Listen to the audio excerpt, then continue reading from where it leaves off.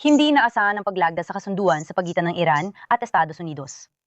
Maaari mo bang ikwento sa amin kung paano ito nangyari? Sino ang nagdesisyon? Ikaw ba ang nagmungkahi nito sa Amerikanong presidente?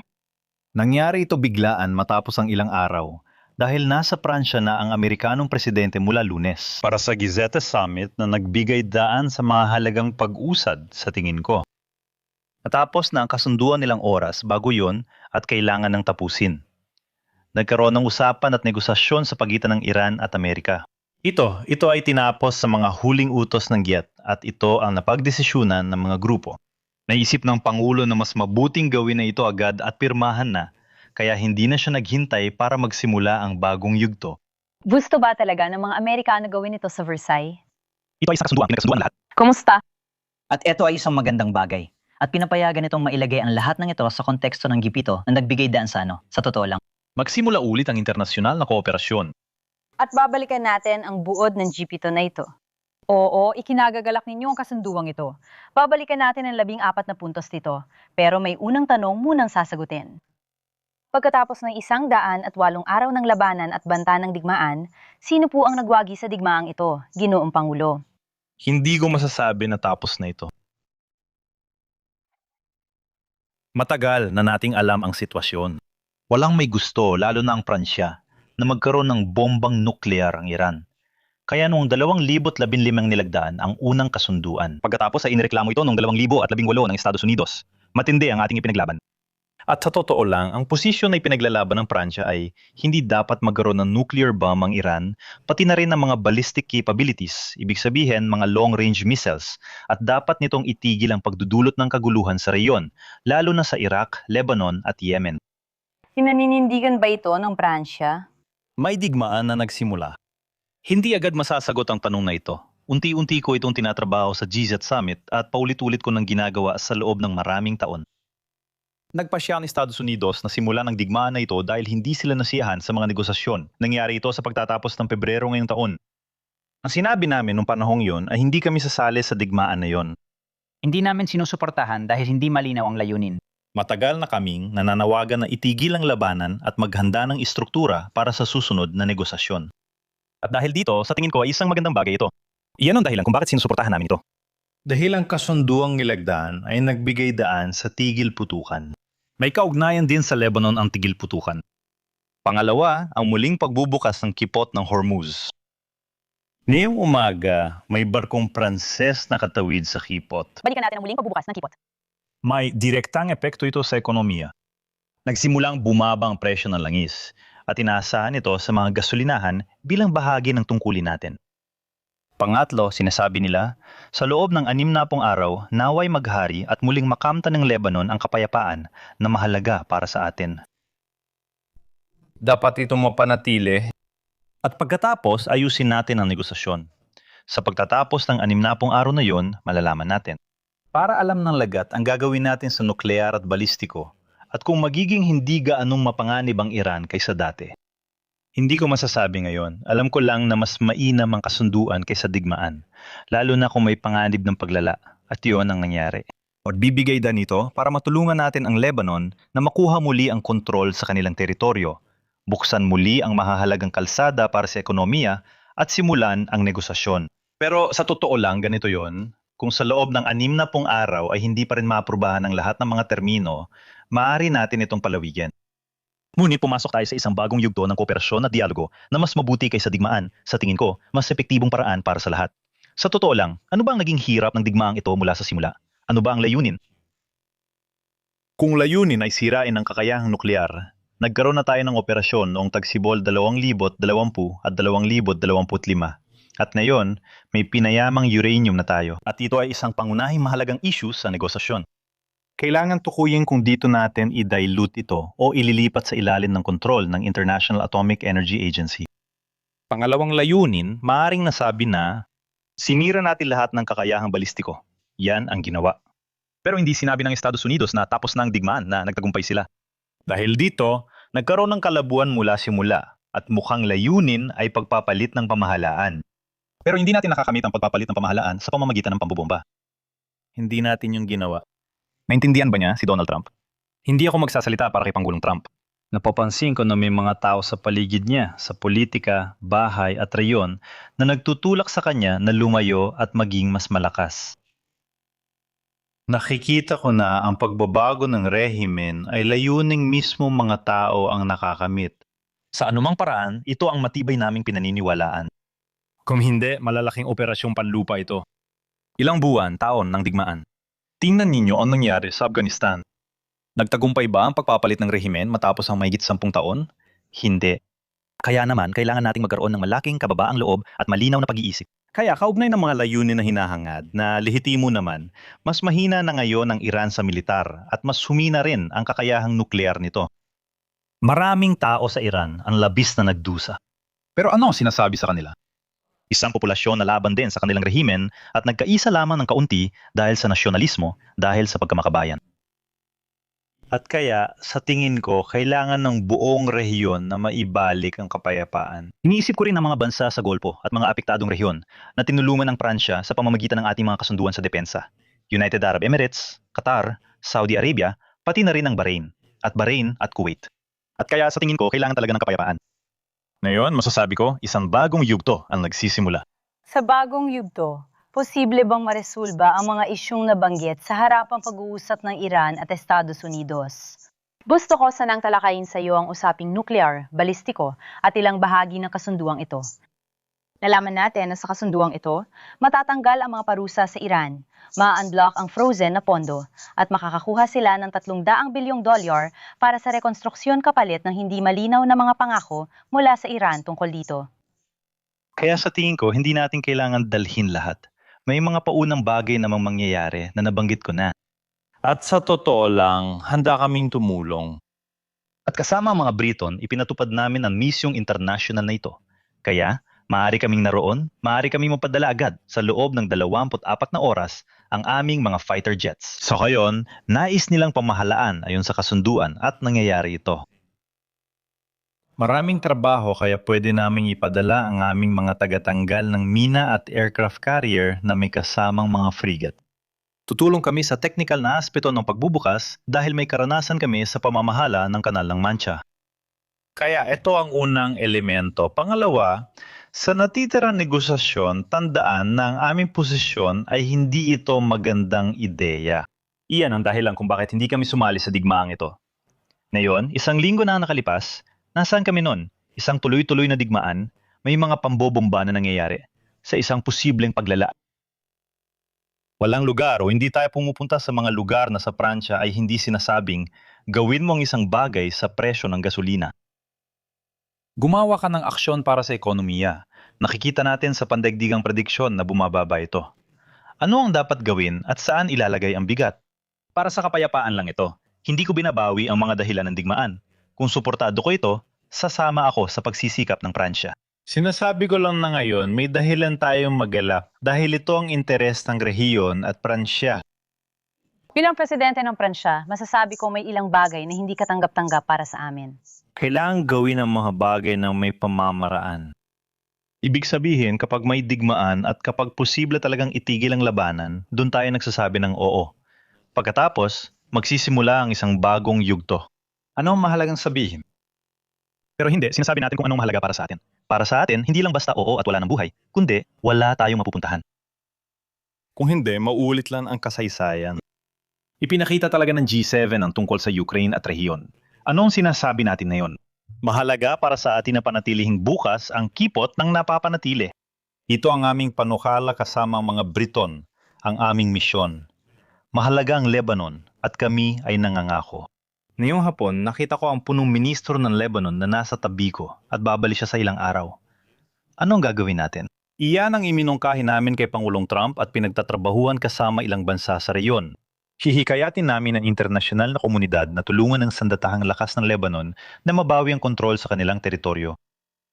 Pangalawa, ayon sa kasunduang ito, ang tigil putukan sa Lebanon ay para sa Hezbollah, Iran at Israel. Sino man ang hindi rerespetuhin sa puntong ito? Malaki ang naging pagbuti ng mga bagay sa mga nakaraang araw. Kaya may ilang mga aberya na nangyayari pero wala itong sinabi kumpara sa dati nating naranasan. Dahil dito, dapat ilaan ang presyon sa lahat. Presyon sa Iran, presyon ng Estados Unidos sa Israel. Batay sa kasunduan, inaasahan ang pag-atras ng mga puwersang Israeli. Kaya kailangan natin magtayo. Mahalaga ang papel ng Pransya 2 taon ang nakalipas nang may pagsalakay sa Timog Lebanon at kami ang nagkoordina. Makikipagtulungan tayo sa Estados Unidos, Lebanon at Israel para mabawi ang teritoryo at maibalik ang armas ng Hezbollah sa sandataang lakas ng Lebanon. Ngunit para dyan, anong dapat natin gawin? Pakinggan ninyo ako. Kung alam mo lahat o duda ka sa lahat, hahayaan na lang kita. Ngunit kailangan mong magpasensya at kailangan nating lahat ng kababaang loob. Ano ang ginagawa natin? Sa Lebanon, sisimulan muli natin ang mga hakbang at magpapakilos ng pondo mula sa reyon at pandaigdigang komunidad para tulungan ang puwersang sandatahan ng Lebanon. Sa huli, may usapan ukol sa nuklear ng Iran. Magsisimula ulit ang negosasyon ng Estados Unidos at Iran gaya noong 2015. Gayunpaman, para matapos ito, mahalaga ang Alemanya, United Kingdom at Pransya dahil tayo ang may kakayahang mag-alis ng mga internasyonal na parusa na napagpapasyahan sa ilalim ng UN. Pagkatapos, tayo ay isang makapangyarihang bansa na may karanasan, kaya tayo ay magiging katuwang. Iminungkahi ko sa Estados Unidos na isama lahat ng bansa sa reyon dahil malinaw na sa digmaang ito, lahat ng kapitbahay ay biktima. Kaya dapat silang maging bahagi ng kasunduang ito para sa pangmatagalang kapayapaan. Nagsisimula pa lang tayo, hindi pa lahat nasusolusyonan. May mga tanong ba? Marami at sinasang-ayunan ko ang mga iyon. Pero ano ang papel ko? Kumilos, magmungkahi, maging namumuno. May obserbasyon ako sa ugali ni Benjamin Netanyahu na malinaw na gustong panatilihin ang kanyang tropa sa lugar. Si Donald Trump na may magandang ugnayan kay punong ministro Benjamin Netanyahu ay tumawag sa kanya ngayong hapon at humili ng pagiging makatuwiran. Damit niyo rin bang salitang yan? Dapat niyang ipakitang pananagutan at pagiging makatuwiran. Sa tingin ko, ngayon, walang malinaw na pulisya si punong ministro Netanyahu. Nakamit niya ang mga tunay na resulta sa seguridad, ipinagtanggol niya ang kanyang bansa laban sa mga banta. Hindi ako sumang-ayon sa kanya sa ginawa niya sa Gaza. Dahil para sa akin, hindi lang niya nilabanan ng grupong terorista na lehitimo naman matapos ang pag-atake noong Oktubre 7, 2023, kundi naapektuhan din ang mga sibilyan ng walang sapat na dahilan.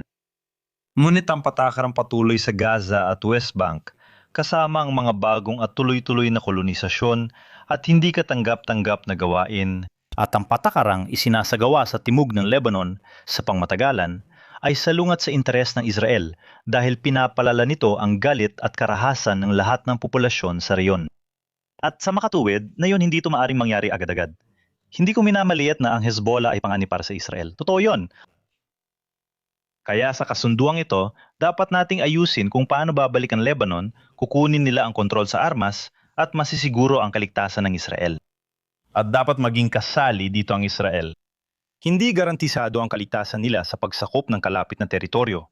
Mahalagang tandaan ito. Ginoong Pangulo. At kaya, Si Pangulong Trump para sagutin ang iyong tanong ay nagpakita ng pagbabago ng pag-uugali nitong mga nakaraang araw patungkol kay punong ministro Netanyahu. At sa tingin ko, sa ganitong mga kondisyon, lamang natin magagawang tayo ang kapayapaan. isa pang salita ukol sa kipot ng Hormuz dahil marami pa rin nakataya roon.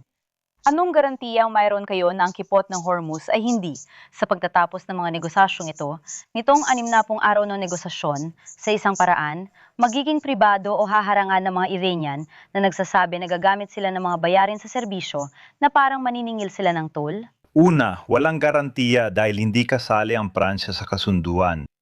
Itinulak namin na mangyari at maisa katuparan nito. Tumawag ako nitong mga nakaraang buwan, kapwa kay Pangulong Trump at kay Pangulong Pezeshkian para matigil ang sigalot na ito at maupo kami sa mesa para mag-usap at magnegosasyon ng maayos. Ngayon, hindi kami pumirma sa kasunduan. Nakasulat dito ang walang kondisyong pagbubukas sa loob ng 60 araw. Ang nakita natin kanina ay nasa tamang direksyon. Susuriin natin ito at para sa akin, ito ay paksa ng pag-uusap. Sinabi ni Pangulong Trump kahapon, malinaw ang kasunduan, bubuksan muli, walang taripa at malinaw ang internasyonal na batas dito. Ang batas at internasyonal na practice ay ibig sabihin ng malayang paggalaw na walang taripa o bayad sa serbisyo. Umiral ito mula English Channel hanggang Malacca, dumadaan sa Babel Mandeb. Mahalaga itong igalang. Ibig sabihin ba nito babalik na sa normal ang presyo ng gasolina para sa mga Pranses? Makinig ka, maingat ako. Sinasabi ko kung ano ang kaya namin at bakit. Tama ka sa pagsasabing ang kasunduang ito ay nagdudulot ng mga katanungan. Dahil dito, magbabantay kami at gagawin ang lahat para alisin ang mga ito ng paisa-isa. Pagkapirma sa kasunduan, bumaba agad ang presyo. Tumaas at bumaba na ulit ang mga presyo. Dapat ay nasa mga 80 hanggang $81 kada bariles ito, kagaya ng dati, o medyo mas mababa pa. Dahil dito, nagsimula ng bumaba at bababa pa ang presyo ng gasolina. At ngayon, kailangan itong maging matatag. Kapag naging matatag, bababa ang mga presyo. At pagkatapos, muling bubuhayin natin ang kapasidad ng produksyon. Kasabay nito at desisyon ng G7, kailangan nating matuto sa nangyari. Hindi tayo pwedeng umasa lang sa kipot na ito. Kaya napagdesisyonan namin sabay-sabay pundohan ang lahat ng alternatibong ruta. Ibig sabihin na ang langis at gas ay maaaring lumabas sa kabilang bahagi ng Hormuz sa teritoryo ng United Arab Emirates sa pamamagitan ng Fujairah, na maaari ring lumabas sa pamamagitan ng mga pipeline ng gas. May mga oil pipeline mula Saudi Arabia papuntang Egypt at Europa.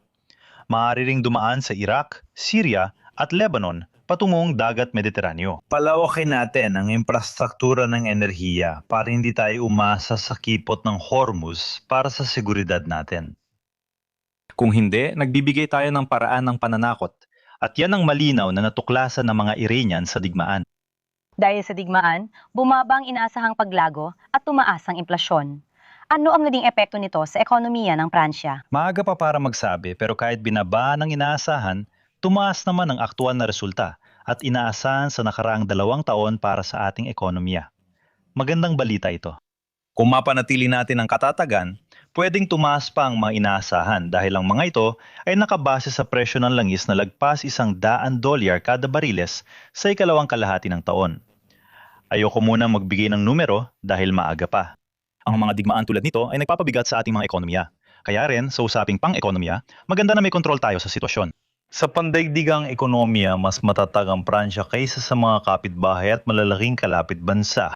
Sa mga nakaraang taon, mas mataas ang paglago ng Pransya kaysa Alemanya at Italia. Mula sa digmaan hanggang sa digmaan, mula sa krisis hanggang sa krisis. Pag-usapan natin ang tungkol sa Ukraine. Nakita natin na tinamaan ng Ukraine ang malaking refinery ng Russia malapit sa Moscow.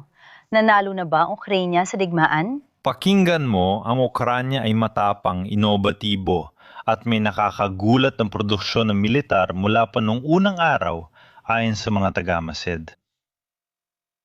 At dahil dito, talagang mahusay silang lumalaban at mas maganda pa kaysa sa inaasahan. May 4 na taon at kalahati na, pero tuwing 3 buwan, sinasabi ng eksperto na babagsak sila o di makakalampas ng taglamig. Hindi lang nila nalampasan ang pinakamalupit na taglamig, nabawi pa nila ang ilang teritoryo. Sa teknolohikal na digmaan, may linya tayong harapan na tinatawag na death zone. Napakadelikado mula Donbas hanggang Crimea. Sa lugar na yon, digmaan ang mga drone ang nagaganap. Siyempre, isang digmaan kung saan ang mga tao ay naglalaban, maraming namamatay. Napakalaking pagkalugi, sa totoo lang, maraming pagkalugi sa panig ng mga Ruso, di ba? Buwan-buwan, mahigit 3,000 at libong lalaki ang na-neutralize sa panig ng mga Ruso, nasusugatan o napatay, isipin mo. Pero meron tayong sa panahon na yon, isang digmaan ng mga drone. Sa digmaang ito, kamangha-manga talaga ang produksyon ng mga Ukrainyano. At ito, malinaw na naintindihan ni Donald Trump. Iyan ang sinabi mo. Sinabi mong sa panahon ng GP2 na ito, nagkaroon ng turning point kung saan naintindihan ni Donald Trump na maaring magkaroon ng kalamangan ang Ukraine sa labanan. Tingin mo ba talo si Vladimir Putin? Salitang madalas siyang gamitin. Taong nabigo? Upakinggan mo, sa tingin ko, tungkol sa lahat na nangyari sa GP2 na ito, nagawa nating pagsamahin ng lahat. Kabilang ang mga pangunahing kasosyo sa ekonomiya na tinatawag nating GP2. Kasama pa ang Korea, India, Kenya, Brazil, Egypt, at nagkaroon ng matinding kagustuhan ng lahat na magtulungan sa mga malalaking issue. Sa tingin ko, nakita ni Pangulong Trump na kahit di tayo laging magkasundo, pwede pa rin tayo magtulungan. Ang pagkakaisa natin ay kapaki-pakinabang para sa kanya sa gitnang silangan at para sa Ukraine. Ang nakikita niya ay, sa totoo lang, nung dumating siya, inisip niyang matatalo ang Ukraine. Kaya gusto niyang magkaroon agad ng mabilisang kapayapaan. Tandaan nung Enero at Pebrero 2025, naisip niyang parang ang tagal ng panahong yon. Akala niya talo ang Ukraine. Hindi naging maayos ang nangyari sa Oval Office kay Pangulong Zelensky. Wala pang isang taon ang nakalipas, nagkaroon ng summit sina Pangulong Trump at Pangulong Putin sa Anchorage, kung saan muntik nang ipresinta ang kasunduang ibibigay ang teritoryong Ukrainian na hindi pa nasakop. Pumunta kami sa Washington noong Agosto bilang delegasyon para ipahayag na hindi ito posible. Oo, napakalayo na nga narating. Ang tagumpay na ito ay dahil sa kakayahan at kredibilidad ng mga Ukrainian. Nakita ni Pangulong Trump na mali ang sinasabi sa kanya. Babagsak sila, hindi makakaraos sa taglamig. Ngunit hinaharap niya ang matatapang at mapanlikang taong iginagalang niya. Pangalawa, nakita niya ang mga Europeo na tinatanggap ang kanilang responsibilidad. Sa mga nakaraang buwan, nagtayo tayo ng koalisyon ng armadong voluntaryo na dadalo sa parada sa ika-14 ng Hulyo. Sabi ng mga Europeo at kaalyadong Canadian, Japanese at Australian ng Ukraine, itatayo natin ang mga garantiya ng seguridad pagkatapos ng kapayapaan, hindi ito pabigat. Sabi ng Estados Unidos, nandun sila para tiyakin yon. Nakita rin niya na hindi tinutupad ng Russia ang mga pangako nito, kahit sinasabi nitong gusto nila ng kapayapaan. Naintindihan niya na ang kapayapaan nila ay pagsuko ng Ukraine. Naintindihan niya, kaya may totoong pagbabago sa G2 Summit na dapat batiin. Sino mag-aakalang si Donald Trump ay kayang mapilit si Vladimir Putin? Sa tingin mo ba ganito ng sitwasyon? Pakinggan mo ang tungkol sa Russia. Palagay ko, isa sa epekto ng nangyayari sa malapit at gitnang silangan ay pagbaba ng presyo. Nagbunga rin ito ng paglaya ng mga volume na magpapahintulot muling lagyan ng presyon ang mga produktong galing Russia matapos ang eksepsyong ginawa ng US sa digmaan. Kumbinsido akong mas magsisikap si Pangulong Trump na tulungan ang Ukraine sa digmaan na ito. Hindi lang para protektahan ang teritoryo, kundi para hadlangan ng Russia gamit ang intelihensya, dagdagan ng presyon sa Russia at kanilang ekonomiya at maibalik sila sa negosasyon. Hindi ako nagmamakaawa o tinatanggap ang kapayapaan na parang pagsuko, kundi nilalayon ang pangmatagalang at matatag na kapayapaan na may katanggap-tanggap na kasunduang teritoryal para sa parehong panig at desisyon ng dalawa na may garantiya ng seguridad. Sa ganitong aspeto, ito ay tunay at makabuluhang pag-usad. Paano ang kalidad ng pag-uusap ni na Pangulong Zelensky at Pangulong Trump? Sa unang pagkakataon mula nang mahalal siya, nakita ang pagkakaisa ng Europa, Canada, Japan at Estados Unidos na mahalagang pag-usad nitong mga nakaraang araw. Mabilis kayo nagsagawa ng inisyatiba, kayong mga Europeo, lalo na ang Pransya, para hikayatin ang mahalagang pag-uusap na ito. Sasabihin niya sa akin ang inyong opinyon tungkol dito sa pagitan ni Vladimir Putin at Volodymyr Zelensky. Patuloy namin siyang pinipilit pero sa ngayon tinatanggihan ito ng Rusya, kaya ipagpapatuloy namin ang pagtulak dito. Mahalaga ngayon na seryoso ang Rusya sa paghiling ng ganitong pag-uusap sa konstruktibong paraan. Sinabi ni Pangulong Zelensky kay Pangulong Trump at sa akin na handa siyang lumapit kay Pangulong Putin halimbawa sa Geneva sa ilalim ng UN. At habang nasa Evian tayo, pwede natin siyang bisitahin. Kaya hindi na sulit ang pagkakataon, di ba? Ayon sa marami, hindi ito kagustuhan ni Pangulong Putin. Sa tingin ko, mas mahalaga ang pag-uusap na ito ngayon. Sa tingin ko, hindi pa handa ang Rusya ngayon, pero nakikita ko rin katuwang natin ang Estados Unidos sa paniniwalang ito. At nakita ko si Pangulong Trump, pati na rin ang kanyang kalihim ng ugnayang panlabas, si Sekretaryo Rubio, na napakalinaw tungkol sa kung ano ang handa nilang isulong at ang mga kondisyon ng pag-uusap, pati na rin ang mga takdang panahon. Kasama na ang ugnayan nila sa atin.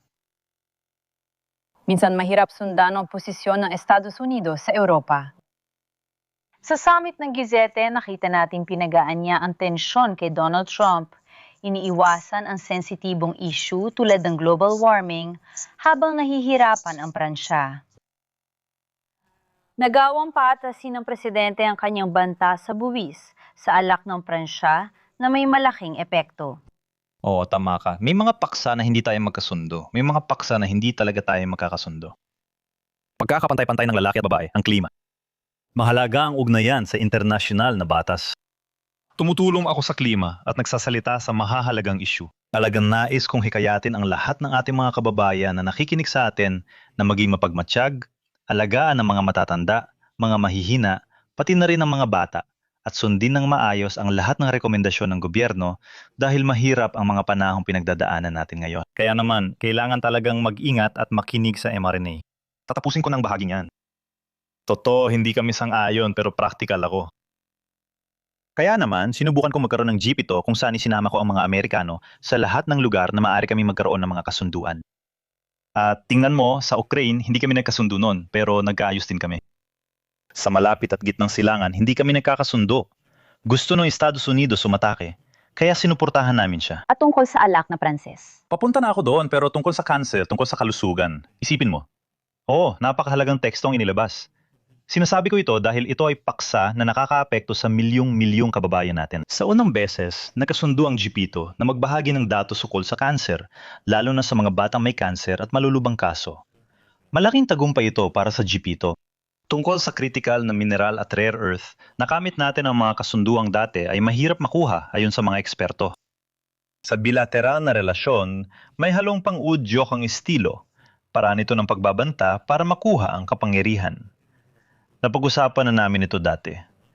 Ang unang 1.5 oras ng summit ng GPTO bago kami magsimula ng talakayan ay ginugol sa bilateral na pag-uusap. Inihanda namin ang lahat. Naghanda ako tungkol sa Ukraine, gitnang silangan at malapit na silangan. Pagkatapos, pinag-usapan namin ang tungkol sa kalakalan. Sinabi ko kay Pangulong Trump na ako ang unang nagsabi sa kanya. May kasunduang nilagdaan at inaprubahan sa Europa. Katatagan na yon. May alalahanin ako tungkol sa ekonomiya ng China. Huwag ninyo kaming atakihin, hindi ito makakabuti sa inyo. Hindi nito naayos ang lahat, nakikinig naman siya. Sabi ko, simulan mo na ngayon ang usapan tungkol sa digital na buwis. Kung di nila alisin, buwisan mo ang alak na Pranses. Sinabi ko, hindi kayo patas kasi may 8 bansa na nagpapatupad ng digital na buwis. Bakit? Ipinaliwanag ko kung bakit ipinataw ang digital na buwis. May malalaking grupo na kumikita sa pagbebenta ng serbisyo sa mga kumpanya rito pero hindi nagbabayad ng buwis. At kaya nagpasya kaming simulan ang trabaho. Nagpakalma kami. May diskusyon at salitang lumabas. Gusto kong tiyakin ang kapanatagan ng sektor. Alam ng mga paggawaan ng alak na lagi ko silang sinusuportahan. Nakipaglaban kami kasamang konyak sa China at para sa rosé sa US ilang taon na ang nakalipas. Ngayon, mapayapa na ang aming laban. At ang pag-uusap na naganap at ang bilateral na sandali na naganap kahapon ay hindi pag-uugali ng isang tao na mapapataw sa inyo ng buwis. Lilinawin natin ang mga bagay at makipagtulungan sa Administrasyong Amerikano para ipakita na dapat buwisan ang mga grupong hindi pa nagbabayad ng buwis dito. At kung ito man ay minimum na buwis, hahanapin natin ang teknikal na paraan. Pag-usapan natin ang tungkol sa mga buwis. Pero tingnan mo, yun ang mahalaga. Tungkol sa paraan. Malinaw. Pinag-usapan na natin yan. Kaya ang gusto kong tandaan mo dito ay huwag kang mag-alala tungkol dyan. Nakita natin si Donald Trump na tinuring tayong kalaban, lalo na nang putulin niya ang access natin sa AI model ng Amerikanong kumpanyang Anthropic. Tama ba ang ganitong pakikitungo sa kaalyado? Nasabi mo rin ba sa kanya ito? Oo, sa tingin ko, syempre. Una sa lahat, sinabi ko, pagkatapos ay ipinaliwanag ko, tapos nagkaroon kami ng mga pag-uusap. Sa GPTO, nadaos kami ng sesyon kasamang ilang leader ng teknolohiya at artificial intelligence. At pagkatapos, nag-usap kami ng matagal na magkasama, pati na rin ang aming mga team na magkasama. May alarm clock. Sinasabi ko sa inyo na nangyayari ito. Una, anong nangyayari sa inobasyon? Mabilis ang pagyusbong ng artificial intelligence. Ang artificial intelligence ay ang makinang natututo. Gamit mo ba ito? Ginagamit ko ang artificial intelligence para mag-research, mag-improve at umintindi ng maraming bagay. Hindi ko naman inaasa lahat dito, pero ginagamit ko ito. At saka, dahil madalas kong ipromote ang Mistral IA, ginagamit ko ang chat. Sige. Pusa lang. Hinihikayat ko lahat ng kausap ko na gawin din ito.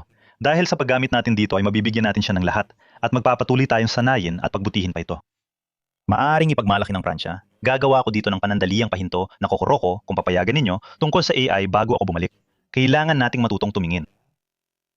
Kung gumagana ito, dapat nating aminin, napakaganda. Oo, tayong bansa na may pinakamaraming AI jobs sa Europa. Malayo pa tayo. Pinakamarami tayong AI startups at nagsasanay sa Europa at unang naglunsad ng estratehiya. Nagigising ang publiko sa diskusyon. Dapat tayong lumikha ng AI. Buti na lang, di natin sila hinintay. 2018 AI strategy sa Pransya. 2019 quantum strategy. Tayo ang may pinakamaraming investment dito. Ngayon, may dalawang namumuno, Estados Unidos at China. Naiwan ng Europa at tayo sa malayo ang pinakamahusay doon.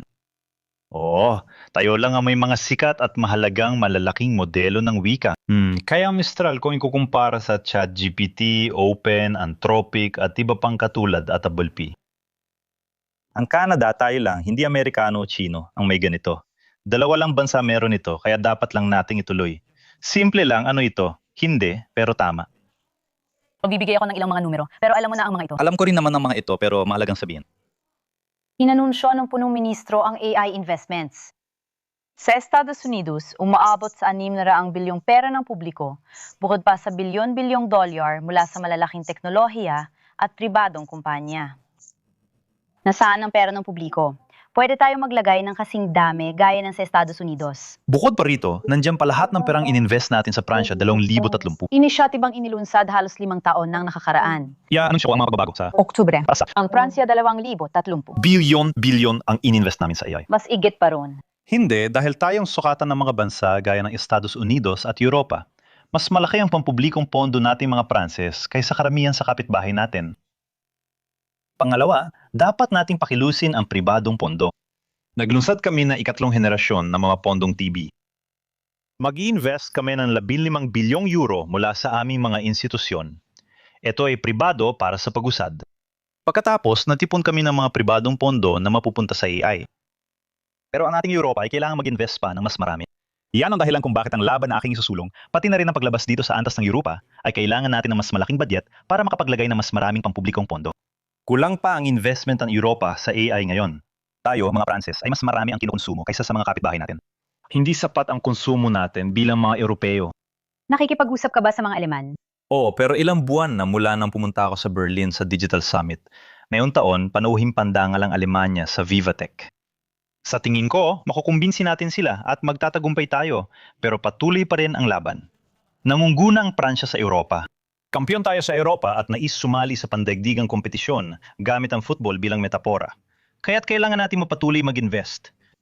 Gusto kong malaman ng mga kababayan natin kung bakit. Kailangan nating mag-invest ng pribadong pera dahil ang pera niyon ang nagpapahintulot sa atin na magtayo at bumili ng mga data center at sa gayon ay makabili ng processing capacity at marami pang iba. Itong mga kakayahan sa pag-compute ang nagpapatakbo sa inyong mga modelo. Ngayon, ang Anthropic sa paggawa ng kanilang mga ipinagbabawal na modelong Mythos 5 o Fables 5 ay gumamit ng 15 beses na mas mataas na kakayahan sa pag-compute kaysa sa atin. At mas marami tayong nagagamit kumpara sa ating mga kapitbahay. Kaya dapat nating ipagpatuloy ang estratehiya nating mag-invest sa mga data center. Mas nangunguna ang Pransya dahil sa mura at available na nuclear na enerhiya. Kaya ipagtanggol natin ang mga data center, talento, ekosistema tulad ng Mistral, Alan at iba pang kahangahangang kumpanya, pabilisin ito at palakasin ang estratehiyang Europeo at pamumuhunan. Ito ang unang hakbang para tumugon sa mga nagawa. Sagutin ko ang tanong mo, ano nga ba ang nangyari 1 linggo na ang nakalipas sa mga Amerikano? Unang pagkamulat, dati ayaw i-regulate ng administrasyong Amerikano ang artificial intelligence, pero ngayon alam na nilang delikado ito. Masaya ako. 2 taon na ang nakalipas noong nagkaroon tayo ng ating tuktok tungkol sa artificial intelligence, lahat ay nagsasabi sa atin na huwag i-regulate. Kaunti lang ang naging reaksyon nun. Sinabi namin, kung delikado ibahagi sa pinagkakatiwala ang kasosyo. At sa inyong mga kaalyado. Sa ganitong paraan, makakahanap tayo ng kasunduan para maibahagi ang mga modelong ito sa mga ehensya ng gobyerno na namamahala sa seguridad at cybersecurity dahil ito ay mahalaga para sa ating mga ospital, bangko at iba pa. Pagkatapos, bubuksan ulit ito para sa komersyal na gamit. Ayusin natin ito sa mga susunod na araw at linggo. Maglalagay tayo ng pribadong pondo, habil kulang ang pera ng gobyerno. Gamitin ang OWASP para mapalakas ang kapangyarihan. Ilahad mong dalawa. Ang pagpapalakas ng kapangyarihan ng Alabang Kais ay nasa Versalles. Nandito ito, pero ito rin ang GDP. Isa itong mahalagang sukatan. Kapag bumagal ang paglago ng Pransya, tumataas muli ang kawalan ng trabaho at may utang itong 3,500 bilyong euro. Sa palagay mo ba mas makapangyarihan na ngayon ang Pransya kaysa noong nagsimula kang mamuno? Naniniwala ako na ang Pransya at Europa ay nasa mahalagang yugto ng pagiging independyente at mas malakas na ngayon ang hukbo ng Pransya. Sumasangayon ako, lalo na sa kapangyarihan at diplomasya nito na mas malinaw ngayon. Patunay dito ang summit na ito. Mas mataas ang paglago nito kaysa sa Alemanya o Italia.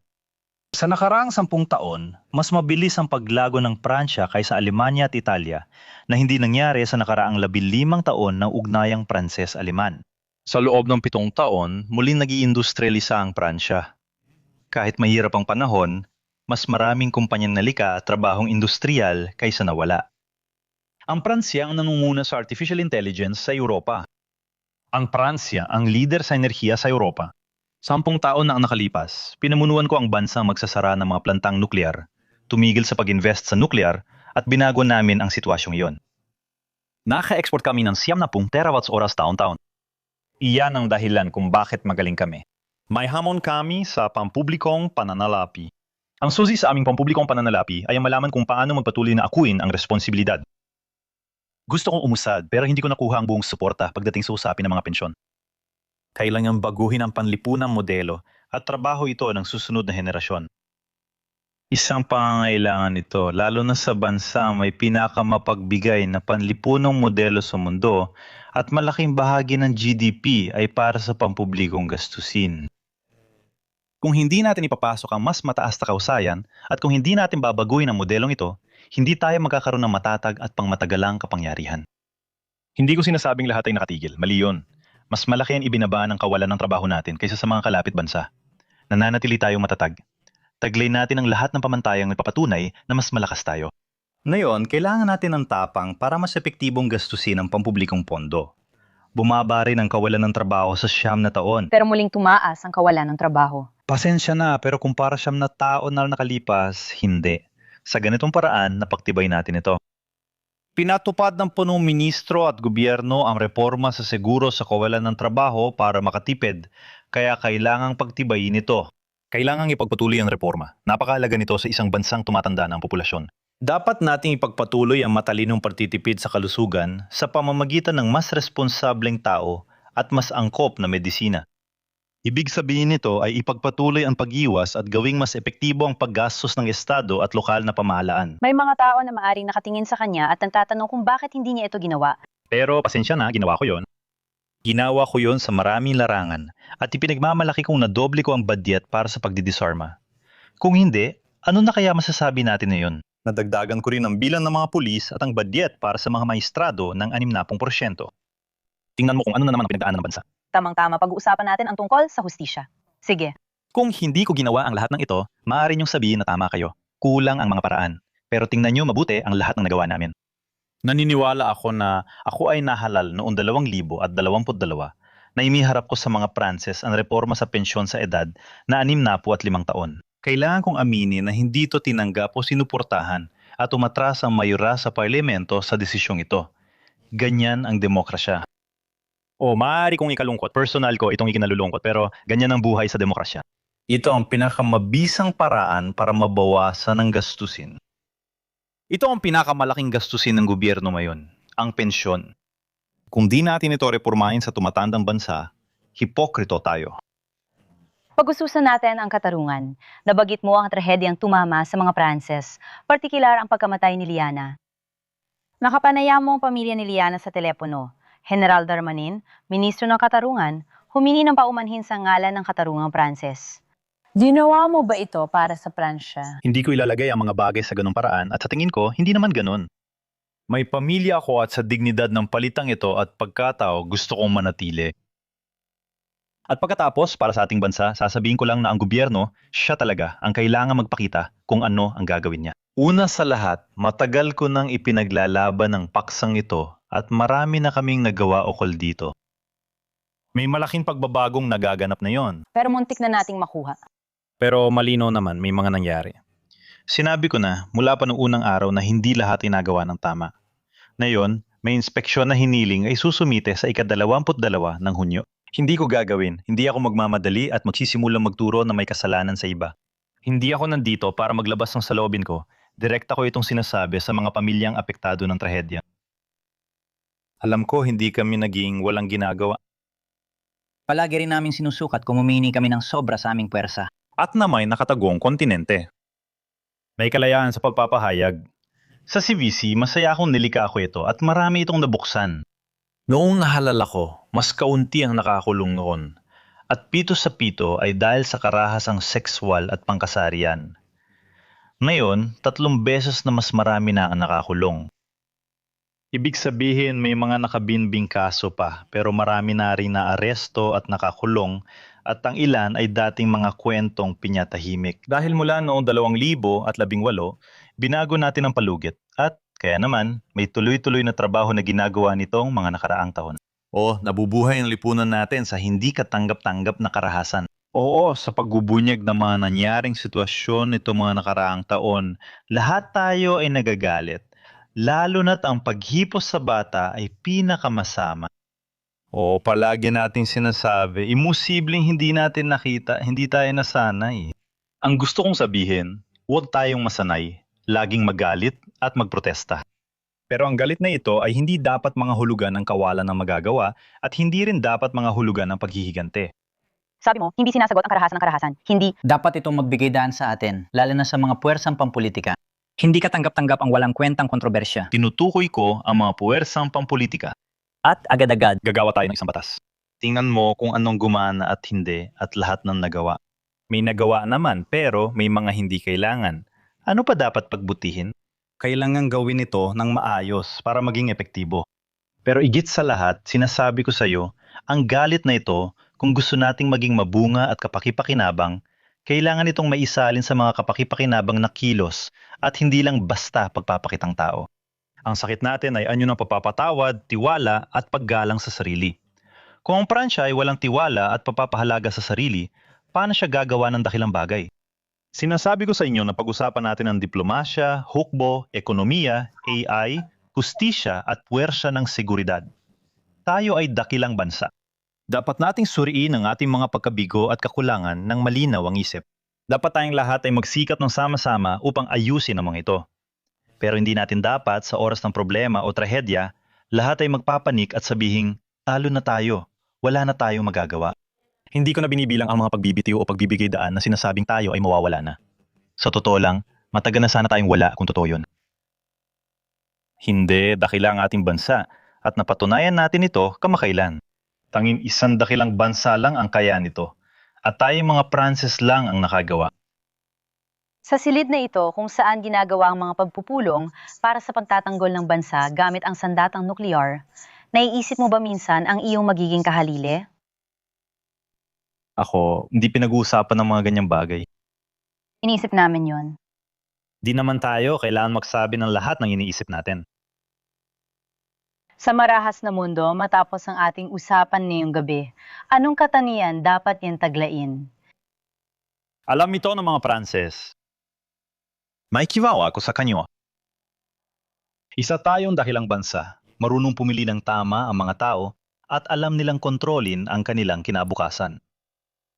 Dapat kong liwanagan ang talakayan, kaya tungkulin kong kumilos hanggang sa huli, panatilihin ang pagkakaisa ng bansa at tiyaking malinaw ang talakayan tungkol sa malalaking hamon. Pero marunong pumili ang mga Pranses. Kumpiyansa ka ba? Oo, Una sa lahat, dahil mayoon tayong mga lakas na ito, nararanasan natin ang mga drama, mahihirap na sandali at emosyon. Naalas mo ang ilan at naantig ako. Pero isa tayong dakilang bayan at lubhang mula tayo sa politika sa marangal na kahulugan ng salita. Ang mga babaeng Pranses at lalaking Pranses ay mahilig sa politika at pinipili nila kung ano ang makakabuti para sa kanilang kinabukasan. Maraming salamat po, Ginoong Pangulo. Salamat din sa iyo at sa papunta ninyo rito.